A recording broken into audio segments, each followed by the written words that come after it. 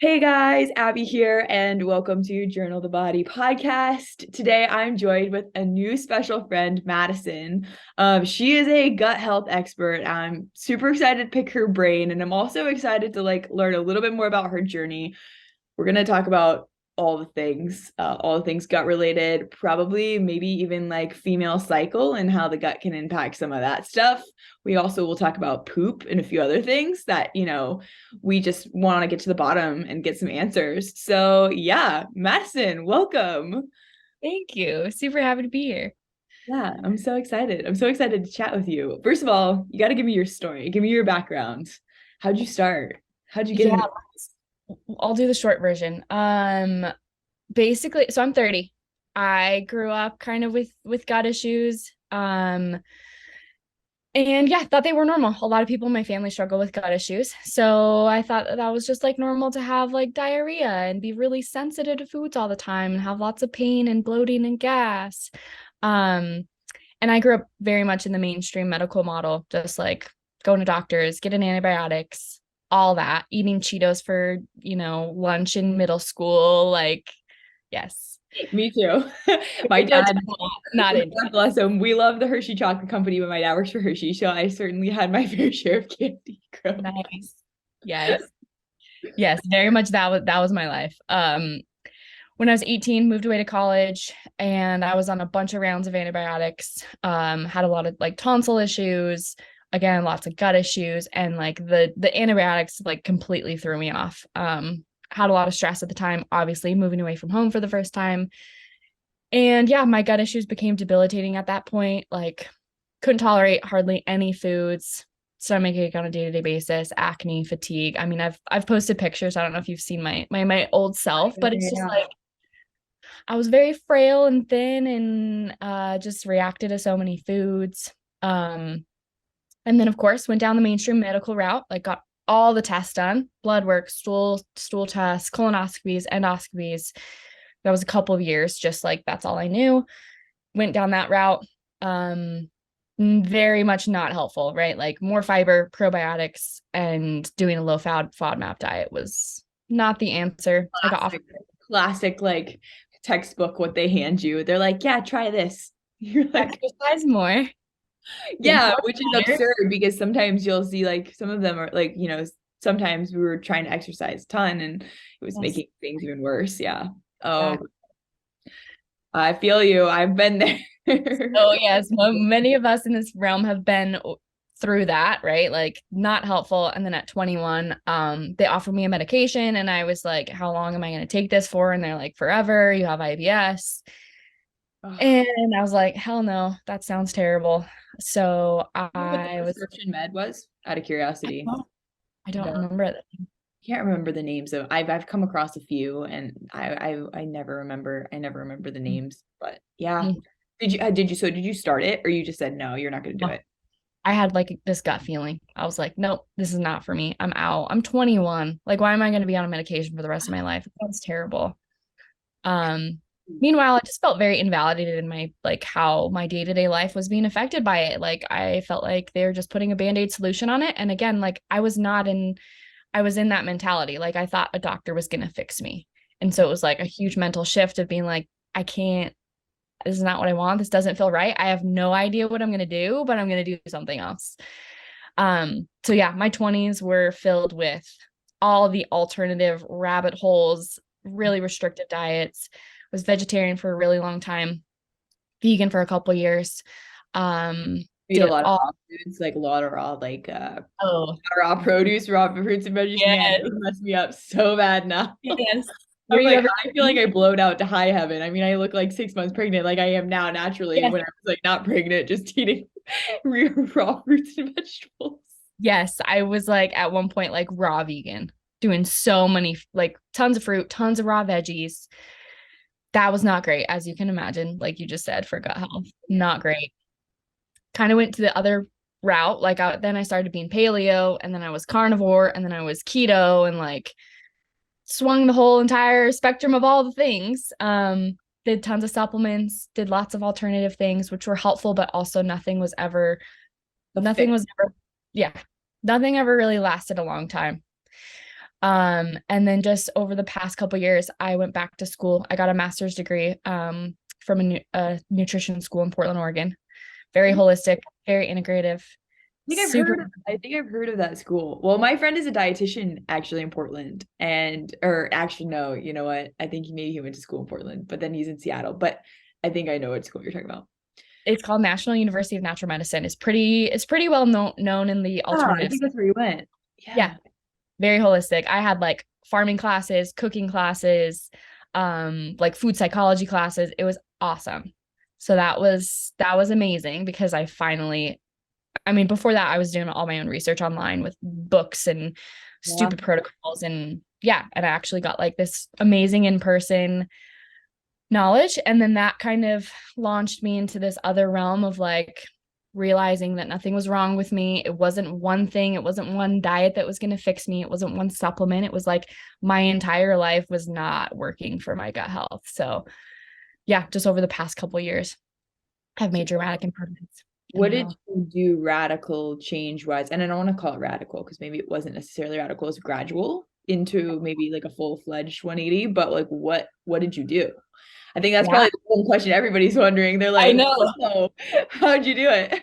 I know. That's when people message me. They're like, how do I heal my gut? And I'm like, I can't tell you in like a DM. So it was Exactly. like it wasn't radical. Like I feel like a lot of it was I reintroduced animal products after being vegan forever. Yeah. So that was huge.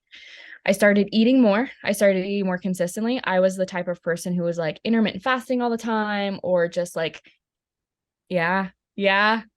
Yeah. Why do we do You and that? I think did like very, very similar patterns with our food eating. Yes, I did all of that as well. Yeah. And intermittent fasting just shot my thyroid, my cortisol, like everything was just Same. wrecked after doing that for like a long period of time. Yes. I would like wake up, drink. I don't know if you drink coffee in the morning. I would do like a First thing in bulletproof. the morning, bulletproof. Yes, bulletproof coffee in the morning. And then I wouldn't eat lunch until like 2 p.m. And then I also was like working a full-time job and a side hustle. And I was like, I Yep. feel great. I'm intuitive eating. Like I have no I don't appetite have in an the appetite in the morning. I can like eat a large meal at lunch and a large meal at dinner and then be fine until 2 p.m. Yeah, 1 p.m. the next day, realizing that I had no idea I was running on solely probably cortisol for a Yep, solid probably 1 to 2 years. same. Yep. Yep. Literally the same.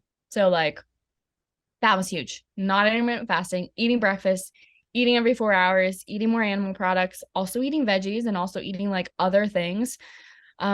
Reintroducing carbs. That was huge because I was keto for a long time. Um, and moving through a lot of food fear, and also like I mean, yeah, just not really calling like whatever I'm doing is like a diet. I was just like, I need to figure out something that's going to work for me. I'm not going to do like some diet. Yep. So that was one big thing. And these are kind of like my 5 foundations that I teach people. So like my first Hey, foundation is nutrition. So like all the things, that those were all super helpful. well-rounded, omnivorous. Were you doing like when you say animal products out of curiosity, reintroduction of dairy, right? That's really scary for some people. Were Yes. you doing raw dairy? Were you doing like A2, like high quality dairy? Were Yeah. you what was that? Because there's like obviously like a lot of chatter in your in the space Oh of yeah. dairy. So I didn't do dairy for I think it was about 5 to 6 years because I was terrified of it. Made me feel terrible, mucousy, gross, diarrhea, pain. Yep. Um, so yes, when I introduced animal products, I did reintroduce dairy. So I started super slow. I started with butter and ghee. Felt Mm-hmm. good on that. Started easing into like goat's products and goat's milk and hard goat cheeses. Felt okay on that. Like super slow. And then I started doing harder cheeses. Obviously was trying to prioritize raw at the time, which was great. So doing like raw parmesan, raw cheddar. Um and then just kind of eased into like fermented stuff, kefir, yogurt, and then at one point probably like 2-ish years ago started doing actual milk, which I literally never thought I would ever drink milk again. Right. I tolerated it and felt good. And so now I do all the types of dairy with no issues, even like the not so great, quality dairy at restaurants or whatever. I'm like fine on that type of stuff. Obviously I wouldn't prefer to eat that, but like yeah, no issues. But it was very very, very gradual, like super small quantities, super high quality, very specific like sources and forms. Like you said, like sheep and goats milk seems to like not cause as many issues. Even like I've heard like camel's milk for like children with autism and stuff, that have like sensitivities. And like for people listening, the raw milk side of things comes from the amount of enzymes that are bioavailable versus when you're looking at pasteurized milk. There's just like a huge difference between the two, for digestive purposes. And again, like you probably noticed, it slowly used to slowly start to rebuild the gut and the bacteria that help take care of that, dairy properly, and you're able to like fully digest and utilize all the nutrients, which is amazing. Yes. Oh, I love that. I've had some sensitivities with dairy though recently that I'm not very excited about during pregnancy. Everything changes during pregnancy. So like it's just like you're just like given a new body, and like they're like, figure it out with this whole new panel of hormones and like everything happening. So I haven't gotten to do as much dairy as I like, because I love dairy and I was the dairy queen for a good while here, but I haven't been able to. I got to do a little gut healing. I'll probably come to you after. Got to do a little gut healing again soon. Yeah, it's true that everything does change during pregnancy. I mean, I've never been pregnant, but it's like people have weird symptoms come up, or it's different. Your body changes. Sure. The hormones, you're just like handed a new body, I feel like you're handed a new gut, and like also like you're a new stomach. Everything's compressed and you're just trying to figure out how much you can eat at one given point, like what's gonna like make you feel good, what's gonna make you feel like So yeah. Oh yeah. Okay, so continue. Sorry to cut you off there. Like animal products, nutrition, and then the other facets that kind of come along with that. Yeah. So I mean, like nutrition is like one of my 5 foundations. That was huge. Just like adding more animal products in, eating more like warm cooked foods, eating more often. So that was like, I mean, of course, there's more nuance and details to all of that, but that was like one piece of it. The Eating next piece before coffee. Yes. Never drinking coffee on an empty stomach ever again. Always eating breakfast. Never. Yeah. Like, yeah. I know. I feel that. Coffee after or with your breakfast. Not necessarily, I mean, around. You have like be full, have fuel in your body. Yes. Very true. My second foundation is stress. So like we can get into so much with stress stuff, but it's like I take my clients through the entire digestive process, like because digestion starts in your brain, doesn't start in your mouth, right? It starts with your brain and your mindset and how like present you are with your meals, and it starts with your nervous system. So like if you're chronically going, hustle culture, stress, like that is huge. A lot of like I needed a lot of thyroid support, right? Like after being keto for so long and fasting, like I needed to support my thyroid, and then I needed some liver support, like just supporting the body systems in doing what they already know how to do. Like that was really big because I mean, at school I learned about physiology and I was like, damn, like there's so many different things involved in digestion. It's not just my like stomach, it's my brain, it's my nervous system, it's my thyroid, it's my liver and my gallbladder, it's like my pancreas, like all these systems they need support. So that was huge too. Just like minimizing the stress on those things and giving them what they need to just like do their job. So that's kind of like my second kind of foundational thing, which too, it's like so like you see this so frequently with people that are dealing with gut issues, is you get into a space and you get into a space of orthorexia because you're so fearful to eat everything, because it creates so much stress that when you do deviate, because you're literally waiting for X, Y, and Z symptoms to occur after you've eaten it, that alone is just so hard to overcome. Like you have like a great diagram and it's like the black and the white, and you always like refer to how healing happens in the gray, and it's like, okay, you could be like super overly restrictive with your diet and that's the black, or you could eat what you want and that's in the white, but where you're going to find the balance is like somewhere in the middle. And I think it's like totally in tone with like stress. It's you're just not going to have that same response, and your hormones aren't going to have that same response. And like you said, the brain is just going to be able to regulate those processes so much better. So good. That's so good. Yeah. And in this realm, I don't know if you feel this way. But just I love learning information and I love learning about alternative health and wellness and all these things. But to some extent, I'm like, it is toxic. Like it Totally. like it makes people think like, okay, I'm eating this, say eggs, for example, right? Like eggs are bad one day and then the next day they're super, super healthy, or bread, or like everything is, you can find anything and Everything. yeah. Yes. Yeah, you had another post. I think I literally was like, just like I was looking at it the other day. I was like, oh, this is so good. You're like, sometimes I cook on Teflon pans because they're convenient. And I'm like, I go down to Florida to my parents. I'm like, same. I do that too. Sometimes I like, have to drink out of a plastic bottle water. And knowing that I'm like gonna be totally fine drinking plastic bottle water once or twice because my body has the system. It's like sometimes when you get into that space of I need to be conscious of every single little thing and I need to control my environment so much, it just it wreaks so much more havoc. It's so true. 100%. Yeah. It was interesting because I had mostly positive feedback on that post. But it was interesting because I did have some people who were like, you're giving people the go ahead to like put toxins in their body, or like you're setting a super bad example for people because they're just going to take this the wrong way and do whatever they want with their health. And I'm just like, you're proving my point, right? Like, this doesn't mean that I am like going to live this completely different life and, eat Pop-Tarts for breakfast, lunch, and dinner. And like, I don't know. But it's again, that like black and white, like finding that in between is so important. Yeah. Yeah. It's, oh my gosh. I know you get those trolls and you're just like, oh, you're missing the whole point. Yeah, exactly. Yeah.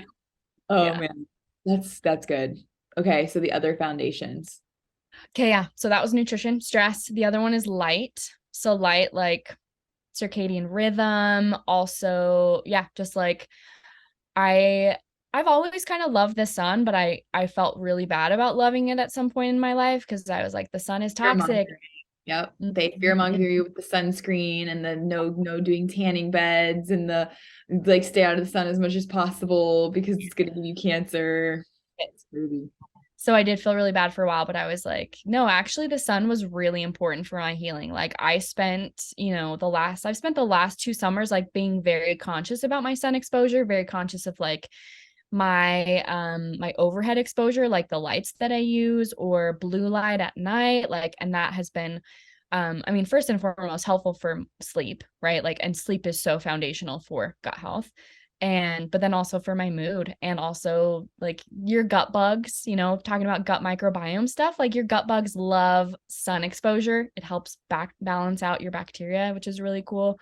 Mm. Um, I even that's noticed that I went down for a week. Like I've had the opposite of you where I went from being in like California and Florida for the last few years where I'm just like in the sun, like I feel like all the time, first thing in the morning, it's getting in my eyes, to now I live in like a darker apartment. You don't see the sun most of the day or get direct sunlight unless you walk all the way to the water because of all the skyscrapers. And I felt like my body I felt like there's been like imbalance. And then I went to Florida for like a week and I came back and I like came back a new person and I was like, I feel great. And Rodrigo was like, who, like, what happened? You just 180 did your whole like mood. Cause I kind of been like probably seasonal affective disorder. I'm just like, wah, wah, a lot more often than normal. And he was like, it just took you a couple days in Florida and now you're your you're new person. fucking better. Yeah, Yeah. exactly. It's life changing. Just like not being scared of the sun, and obviously not like laying out to get sunburned, but it's like being conscious of like, yeah, seeing the sun in the morning, getting outside as much as you can. Yeah, it's awesome. So that's kind of the other one. And the light aspect also has to do with like joy, like where's the light in your life? Like I used to work a 40-hour week job that I liked, but consumed so much of my time. I worked a side hustle like 10 hours a week. I was just doing exercises I hated every single day. I was in like relationships where they were not a good fit. And so like there was no, I mean, yeah, there was like joy and light in my life, but not like there is now, where I'm like consciously doing things on a day-to-day basis that I'm like, I love this. This is pleasurable. This is fun.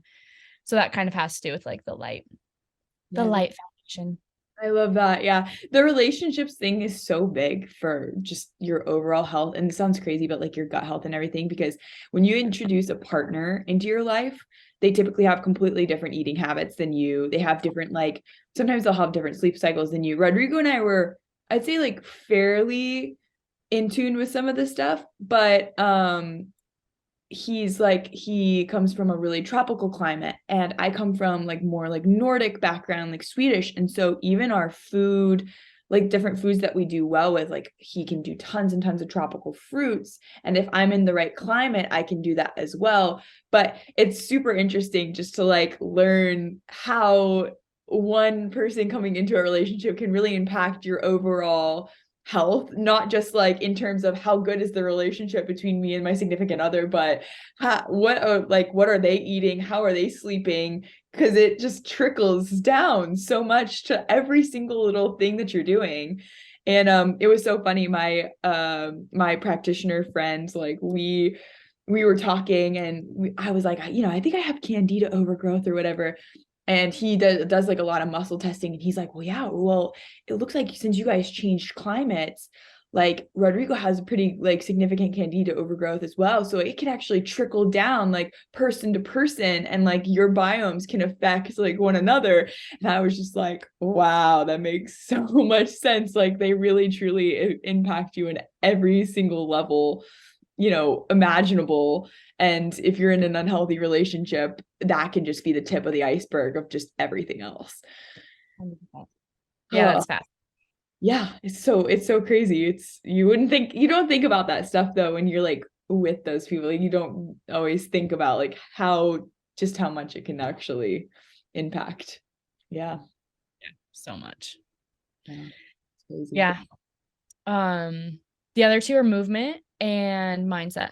So movement piece, again, why I said when I started following you, I was like inspired by this video that you did with like just you moving, and like I don't even remember what you were doing. Just Well, like probably just like dance around.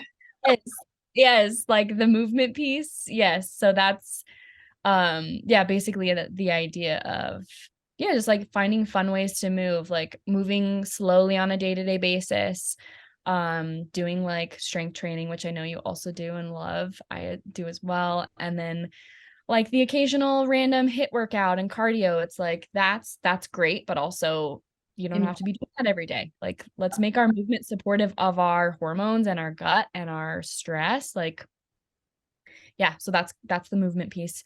And then the last piece is mindset, which again is like I can tell you all day long what to eat, how to move, how to live, but it's about applying it to your life. It's about making it what you want to make it. It's about yeah, just like the kind of the personalization and kind of like the food fear, or just learning to trust your body again, or if somebody has had a lot of like digestive issues. And I mean, I used to hate my body. I used to like I thought it was terrible and trying to sabotage me. And now I'm like, no, my God, I was doing exactly what it was supposed to do. So like a lot of the mindset, beliefs, and patterns and programs that we have around our health and all of that. So the body doesn't make mistakes.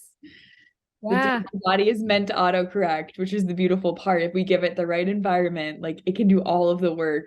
We just have to give it the support to do that. No, Yeah. and people don't like that. They don't No, like, I mean, they don't like it when you say that. yeah, because they want like one thing. They want to know like, this is what's wrong with you. Here's a This is pill. what you do. Here's your protocol. Yeah. But it's like, no, it's like a combo of all these different things.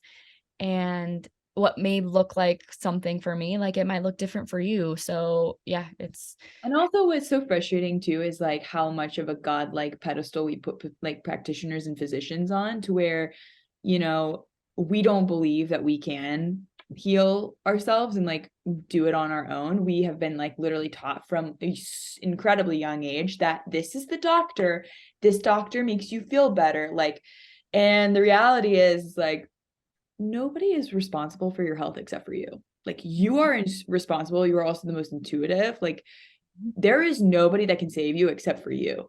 And that's like sometimes that can be like a tough realization. You're like, oh, it's all on me. Like, Yeah, you gotta take but at responsibility. the same time, it can be really empowering. Like once you like kind of get the right support that you need and like start to change the environmental things, you're like, oh, I can actually do this on my like own. And I recognize when I'm being gaslit by a practitioner or a physician or, and it makes a world of a difference too, because you're like, now you kind of know what to look for in a lot of ways. Yeah. Yeah. Yeah, That's it's scary. It's super scary, but it also is very empowering. sorry. Yeah, it's that jump, that leap. I have like half my family that's just like, oh yeah, she's a little woo-woo. Yeah. She's like, she can heal herself. She doesn't believe in regular doctors. And Mhm. then the other half is like very, in tuned and yeah, it's it's a journey. It's a journey. Let's talk about poop. This is Do like it. a great segue because I have talked to so many girls and you have some amazing posts on poop.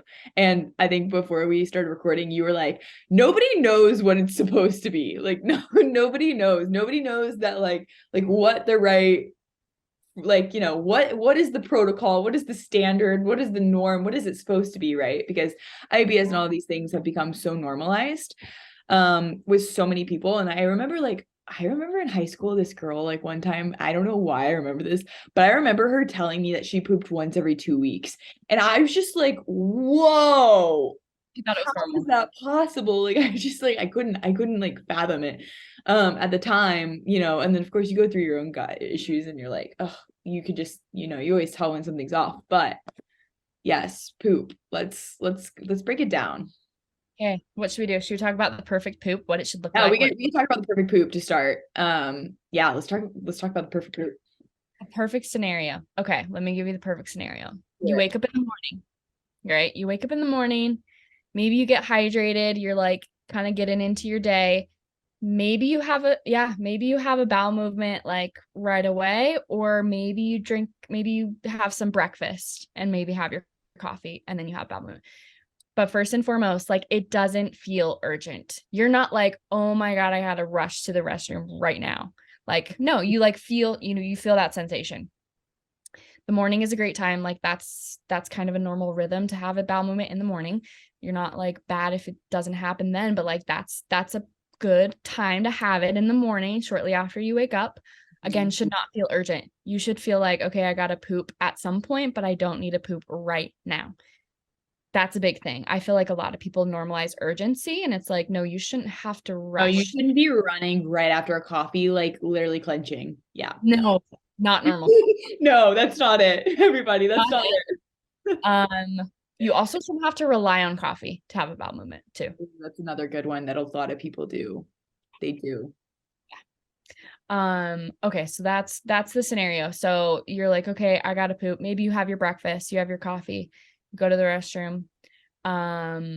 It comes out like easy. It doesn't, you're not in the bathroom for 15 minutes. Like Right. you're in the bathroom for 2 Right. because it comes out super easy. If you want, get a squatty potty if you haven't heard of one of Yeah, those. squatty potty, guys. It's like where your feet are like propped up, like they do. Like it's like very, very indigenous slash also just like what we've been doing for thousands of years up until recently.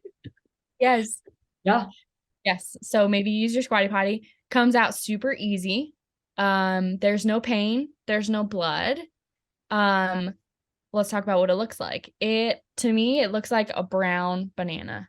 It Yeah. is like Like, it's on the outside. sometimes in one or two pieces. It's Yep. like, yep, Yep. there it is. Dark brown, not like like black, like blood, but like dark brown. Shouldn't be really like light or clay colored. Um, What does should come light or clay colored signify? For the most part, liver gallbladder dysfunction. That's Okay. usually what it is. It can depend on like what foods you've been eating. Like sometimes your stool can be, it can be redder if you've had beets or beet juice or like Right. Yeah, I used to do that. I used to back in the day. I would drink a lot of beets, and I, had one or two of those scares. Like, what's going on? that. Yeah, can depend on your food stuff. But yeah, usually like liver, gallbladder dysfunction if it's lighter. So it's darker. Yeah, like you said, comes out in like 1 or 2 pieces, sinks, ideally. Yeah, it doesn't float because that either means that you're not necessarily metabolizing fats the best, or you're getting a lot of fiber and there's a lot of gas part molecules in your stool or something that causes it to float. I don't know. Those are the two scenarios I know of that it floats. Yeah. Okay, sinks to the bottom, fabulous. Sinks. What else? No on digestive. We're not going for deer pebbles. That's what we're No, not. we're not going for pebbles, and we're not going for just straight liquid. If you're getting pebbles, you are severely dehydrated, and we need to get you drinking a lot of water with electrolytes and maybe do some other stuff. Lots of other things, but yes. Yes, it should come out easy. I mean, ideally, you don't have to wipe that much. It shouldn't feel like gross and like you're having to wipe so much. Right. What else? And then after you feel complete. That's something that I don't think a lot of people maybe have not experienced. Like I didn't have a normal poop for probably a decade, and every time I went poop, it never felt like satisfying, like everything was out. Like it was, yeah, you were like done, completed. Yeah. It never felt like that. So it should feel like that. It should feel good. Like you should have this good, complete, done feeling afterwards. Yeah. Okay. Now, is it 1 to 2 times a day? Like I know some people are like after every meal they're going. I've heard like a few different scenarios. Men sometimes I feel like just go more than women. Like I don't know if that's a thing. Like I don't know. Maybe I'm basing it off my husband, but I'm just like I'm not quite at his routine. I would say bare minimum once per day. Bare minimum. Bare minimum. There it is. I think that when I was vegan, I thought that I should be pooping 3 times a day, and I did because I was eating so much fiber. So much fiber.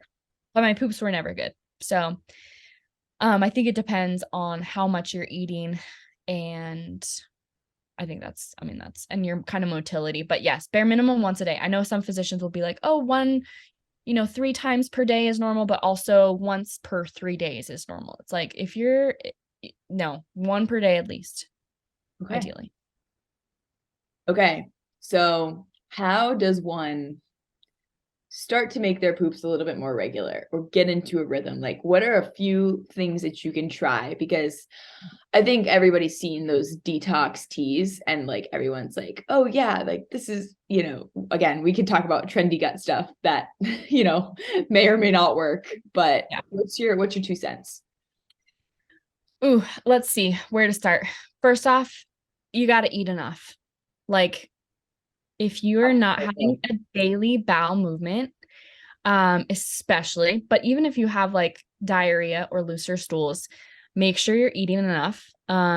Because if you're not even eating enough, first and foremost, you're probably not even eating enough to create a stool to pass every day. That's so good. Not enough people think about. I didn't even like really think about that. Yeah. I don't know. Yeah. And the thyroid. Yeah. When you're eating enough also, when you eat enough and you especially eat enough carbohydrates, you're supporting your thyroid function, and your thyroid function is controlling how fast or slow food moves through your system. If you feel like your system is sluggish and you're not having normal daily bowel movement, again, who knows, but it could be that your thyroid is running super low and things are kind of moving slow through your system. Eat breakfast within an hour of waking, eat every 4 hours, make sure you're eating 100 grams plus of protein, 100, 200 even grams of carbohydrates per day. I would say start there.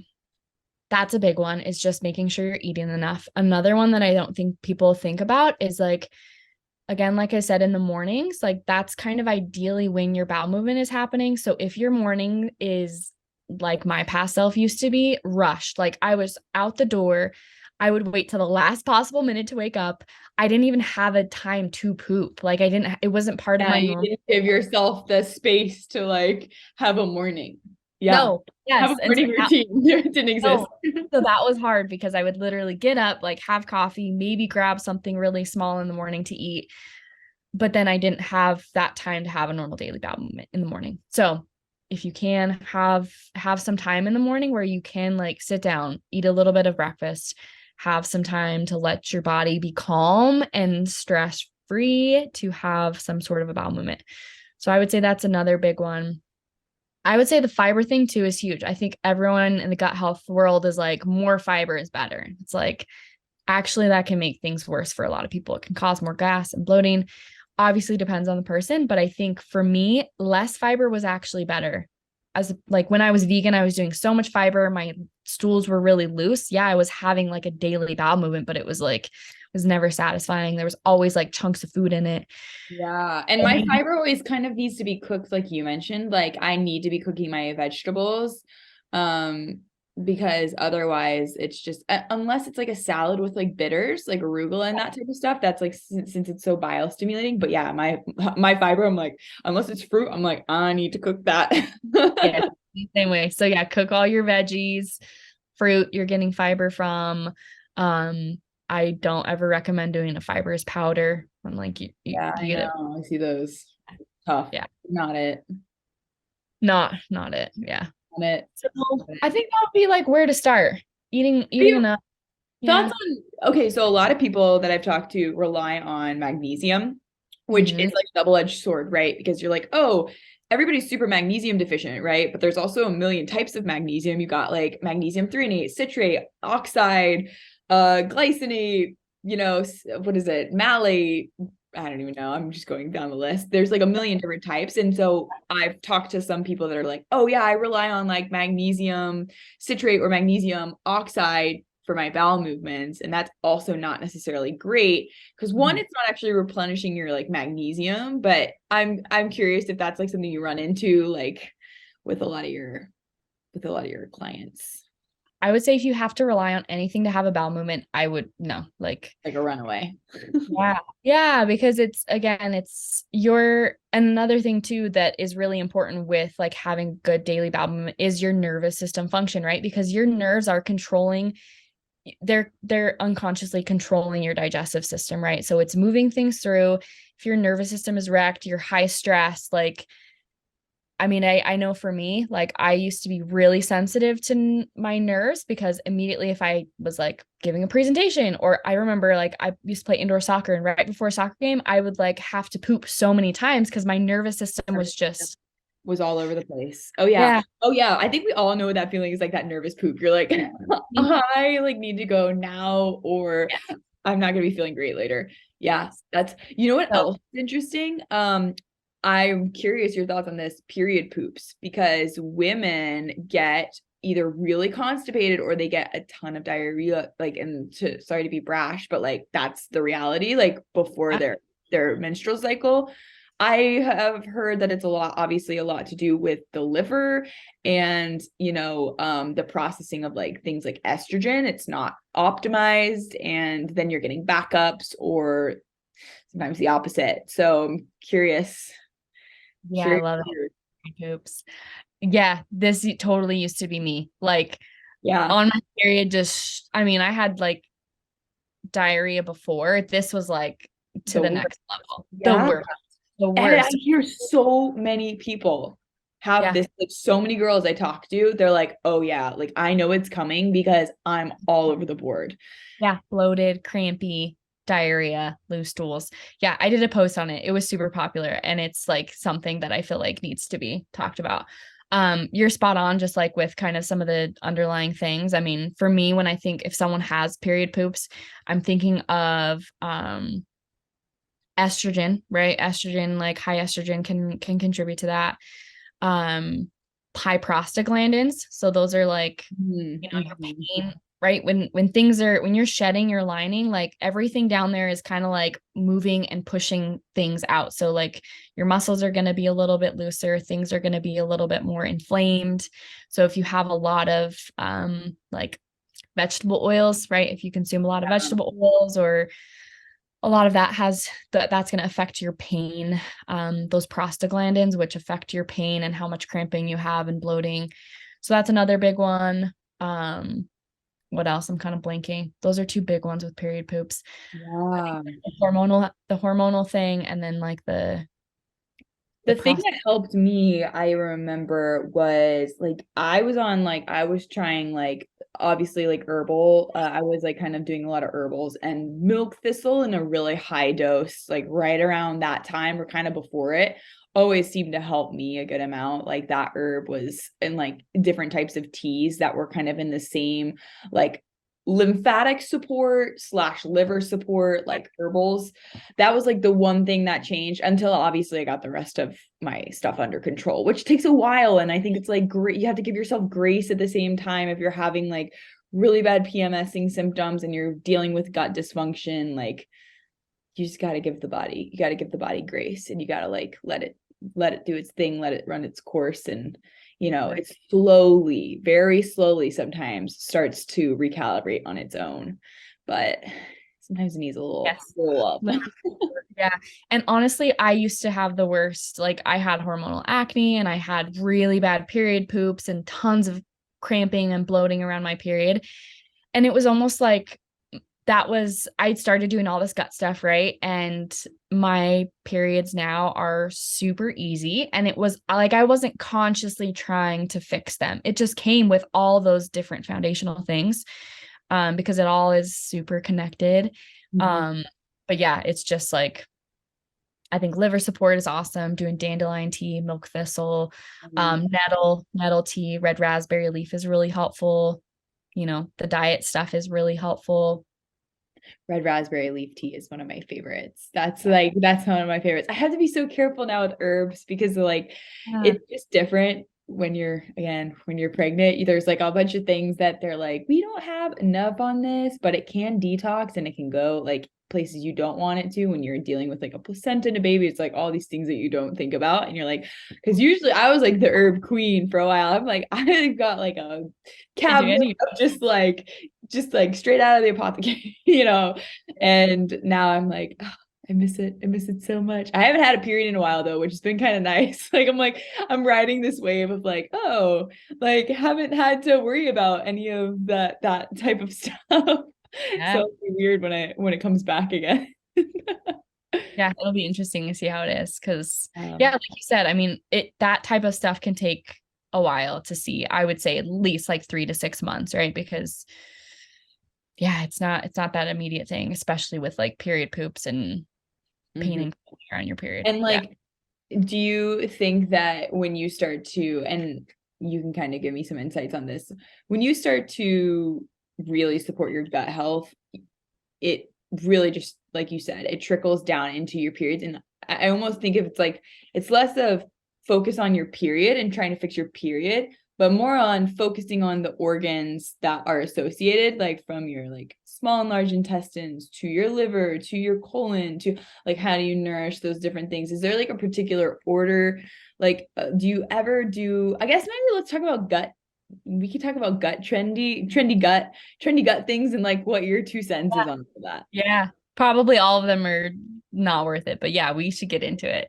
But yeah, no, I mean, that's really my approach. Like, I am so big on, again, like we talked about, everyone wants to know like what's wrong with them. What is the one thing that's wrong with me? Do I have SIBO? Do I have a histamine intolerance? And it's like sometimes that stuff is useful, but also again, your digestive system involves so many different organs, like, and most of them all need support. Like when I had SIBO, have you heard of SIBO or experience? Totally. For those listening, small intestinal bacterial overgrowth, like very common. So common. Sometimes it trickles down. I've heard a really interesting theory that I'll get into after it, but you keep going. Well, my short SIBO story, just to like reiterate what I'm talking about, is like when I had SIBO, it was like, okay, you have this bad bacteria, we got to kill it. So I did tons of like antimicrobials and this very specific diet and like this huge protocol. It went away for a little bit and then I got it again and then did the protocol again. It's back, baby. Oh, she came back 3 times. So I did it. It went away for a while again. And then it came back. I was super, super bloated and just like, yeah, super gassy, bloated.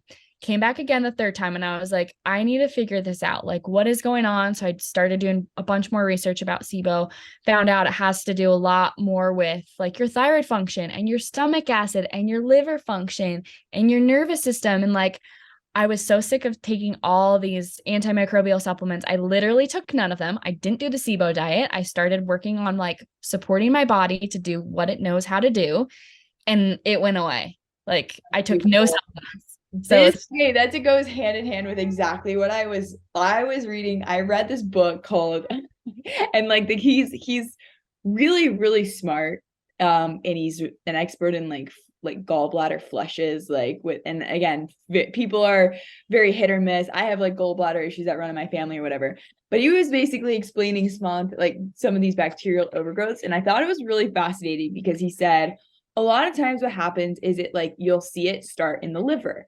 You'll start with like sluggish bile ducts. The bile will not be able to get to like where it needs to go. So, i.e., your stomach, i.e., your like intestinal tract, etc., right? Where like small bacterial overgrowth grow, like, that's where it grows. And so, like, you start out with like sluggish bile, that's not able to like flush after a meal or whatever the case may be. That's kind of like the cleanse. It's kind of like the cleanser, that comes in. And then what happens is because it didn't get the cleanse, all of the foodstuffs sometimes still like lines the track, and then you get this like bacterial overgrowth that occurs from it. Yeah, yeah. and then from the bacterial overgrowth, then you get stomach acid imbalances. So it started all the way at the bottom, like with one organ, and then it ends up all the way at the top where you're like having like acid reflux, and you're like, why do I have acid reflux? And I was like, oh, that's so interesting. Like you don't realize how all of it trickles, but it's also like they're autocorrective. Like SIBO is an autocorrection for another organ that's like actually not working properly, and you don't even like sometimes it's like you don't even think about it. You're like, wow, that makes so much sense now. Like it wasn't even the original issue, and then you're like, well, why is my liver suck? Like why is my liver not doing the job? It's Yeah, crazy. it's like it's all connected, and it's like this top-down thing, right? It's like it starts in your brain, nervous system, thyroid, stomach, liver, gallbladder, like it all. Yeah, and then once it gets down to the small intestine, yeah, if things are wrecked and all the other organs aren't working, of course it's going to be like there's dysfunction down there. So, yeah, so cool. Wow. Oh my gosh. And it's like even weirder. And I was talking to my friend about this because she's a chiropractic neurologist, and she is like fascinated. Like her line of work is fascinating. It's a very like strange niche, but she was like, the reason why like doctors are incredibly compartmentalized when they just look at one organ or when they just look at this. And she goes, she's like, it's not even actually necessarily the teaching. She's like, it's actually because of how they have to bill insurance. I was like, oh, that makes so much sense now. She's like, think about it. They cannot bill an oral problem. Like they can't like bill a liver scan for an oral problem or a stomach problem or something like that. Because of the way that insurance is built. So you never will actually know root cause because they look at every single part of the body as different.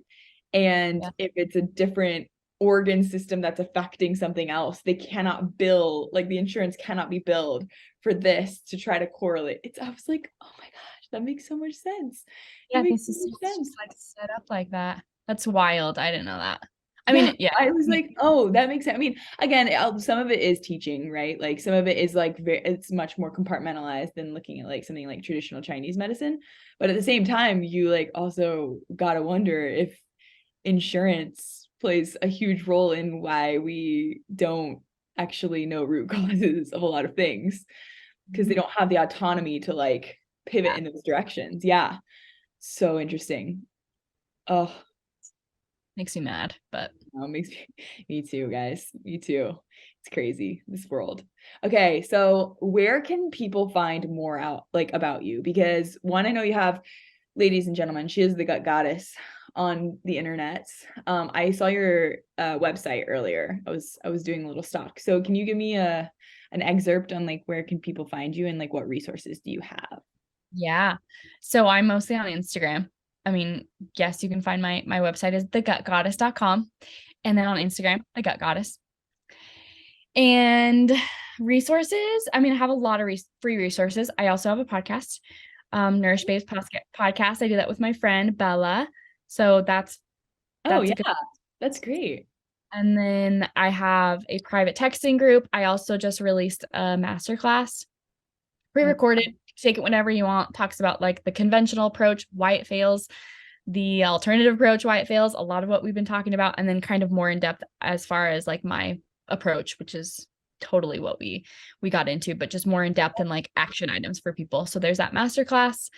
I'm releasing a group course here in a couple months that I'm going to do probably once or twice a year. And then I have one-on-one coaching always available and open. So lots of ways. I've tried to come up with a lot of ways to help people because I'm like, I get that people want different support and have different budgets and Yeah, the financial cap is where like so many people like find themselves so frustrated because they're not going to look for like $10,000 to work with like a practitioner, like a functional practitioner out of pocket. It's like sometimes it's absurd, you know? And courses and group courses and that type of stuff, it's like bridges the gap for so many people. They're like, oh, this is like reasonable for me and I can commit to this, and it's like much more affordable. And also it gives them the discipline to kind of like follow through with a lot of like what is it taught and expected. So yeah, that's awesome. Wow, it was so fun to talk with you. I love this. We'll have to do this again because I'm sure I'll come up with a bunch more questions. I was just gonna say, and I feel like people have a lot of questions too. Maybe this brings up more questions for people, but no, we can always do it. We can always do a part two. Love all the gut questions. Bring them on. Okay. Yeah, let's do it. Well, thanks for joining me, Madison. We will have to do this again, and we'll see you next time. Thanks for listening to another episode of Journal the Body podcast. I hope you found this episode insightful and were able to take away some information pertaining to your own gut health and, some simple tips that may help you improve it. If you have any questions, reach out to Madison or myself on Instagram. And, if we get enough questions, maybe I'll even try to turn it into another episode. So stay tuned.